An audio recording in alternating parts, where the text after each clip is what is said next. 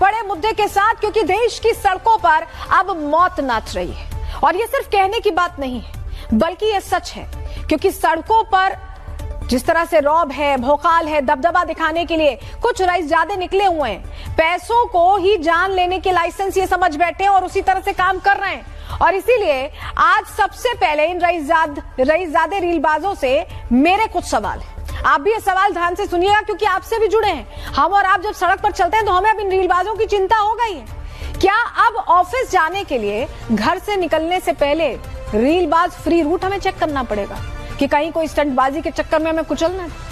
क्या आप घर से बाहर निकलने के लिए रीलबाजों से इंश्योरेंस पॉलिसी लेनी पड़ेगी?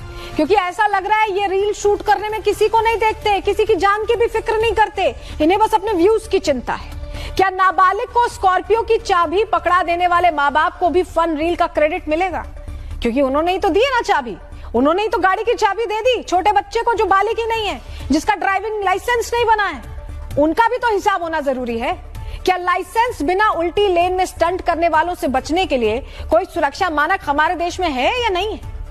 क्या बोर्ड एग्जाम के बहाने जमानत मिलने के बाद रीलबाज फिर से सड़क पर प्रैक्टिस करने निकलेंगे?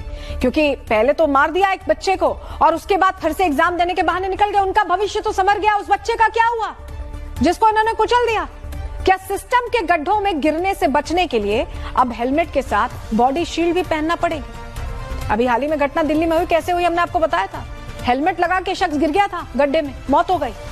क्या दिल्ली में बाइक पर बैठने से पहले यह चेक करना जरूरी हो गया कि आज कहां कहां रील बन रही है, कहां कहां गड्ढे या कहां कहां व्यवस्था नहीं की गई है? क्या रील वायरल होने के चक्कर में जान लेने वालों को सिर्फ नाबालिग कहकर छोड़ दिया जाएगा? ये सवाल सबसे अहम है।